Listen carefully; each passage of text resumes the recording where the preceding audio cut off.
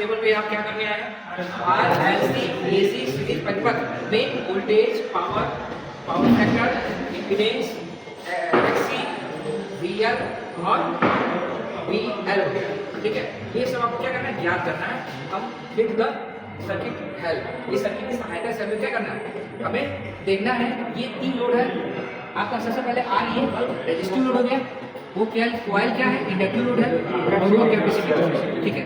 ये तीनों किस क्रम में है, और तीनों को सीरीज क्रम में एसी सप्लाई दी गई है। और हमको ये देखना है कि इस परिपथ में जब हम एसी परिपथ दिए हैं तो हमारा पावर फैक्टर किधर की तरफ जा रहा है। देखिए इंडक्टिव CAP की तरफ जा रहा है कि INT की तरफ जा रहा है। तो देखिए पावर फैक्टर है। अच्छा, अब यहाँ पे देखिए इस पूरे लोड पे, ये तीनों लोड पे कितना पावर बताया, देखिए 6 वोल्ट बता रहा है।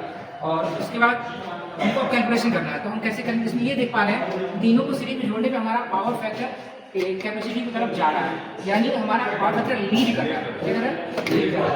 तो इसी पर्टिकुलर को हम कैलकुलेशन के माध्यम से हम समझाएंगे। वीडियो चेक कीजिए, नोट किया है ना, बताइए कितना है, 202 वोल्ट, ठीक है, वेरी गुड।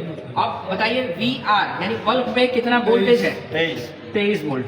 उसके बाद आप कैपेसिटी यानी VC कैपेसिटर पे कितना वोल्टेज दिखा रहा है, 30। अच्छा, अब हम क्या करें, पावर बताइए, वाट मीटर रीडिंग कितनी है, ये वाली रीडिंग 6, नोट करिए 6 वाट। चलिए, अब वोल्टेज कितना था, टोटल सप्लाई आ रही थी कितनी, 200 की। तो हम इस पावर से और इस वोल्टेज से कितना करंट ये बना रहा है, ये पता कर लें। हम जानते हैं क्या, P टोटल बराबर V टोटल इंटू I। तो I बराबर क्या होगा, P total divide by VT। रुक लिया ना, 6 में 200 से डिवाइड करिए, कितना रहा है, 0.03 एम्पियर, ठीक है। रेजिस्टेंस के लिए VR, रेजिस्टेंस के लिए VR नहीं होता है, क्या होता है R बराबर VR।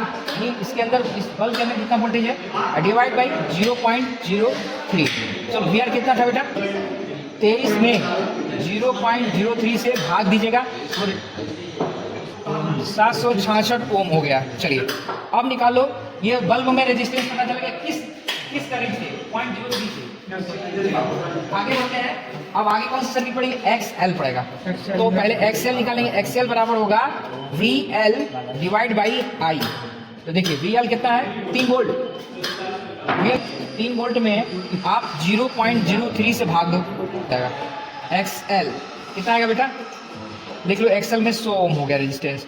अब क्या बचा, कैपेसिटर यानी कैपेसिटर रिएक्टेंस बचा। तो XC बराबर होगा VC डिवाइड बाई I। तो VC कितना है, 202 डिवाइड बाई 0.03 भाग दीजिए, 6733.33 ओम। चलिए XC पर इम्पीडेंस यानी प्रतिबाधा Z बराबर अंडर रूट, फार्मूला याद होना चाहिए, अंडर रूट क्या, R² प्लस ब्रैकेट में XL माइनस XC का स्क्वायर। चलिए इसी फार्मूले में हम वैल्यू को पुट करते हैं, 166 का होल स्क्वायर प्लस ब्रैकेट में XL कितना था, XL बताइए, माइनस XC कितना है, 6733.33 का माइनस ब्रैकेट होल स्क्वायर। देखो यहाँ पे ये छोटी संख्या है ना, इसमें से घटाइएगा, 6000 में 100 घटा के इसको स्क्वायर करके बताइए। VAC कितना था, 200 डिवाइड बाई 6677.41 भाग दोगे, सही है।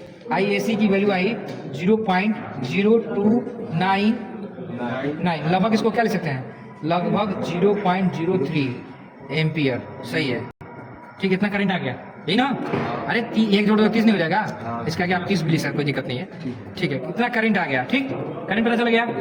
तो पावर फैक्टर के लिए जो फार्मूला है वो है वाट मीटर की रीडिंग, क्या है, वाट मीटर की reading divide by current total, ठीक है, वही जो करंट। अब मान रखिए इसका पावर फैक्टर वाट कितना, पावर 6 है, और VC का मान 202 है, और करंट का मान 0.03 गुणा करिए 0.99 पावर फैक्टर, मतलब करीब 1 के करीब है। और हम प्रेडिक्टर देखें कि हमें क्या है पावर फैक्टर,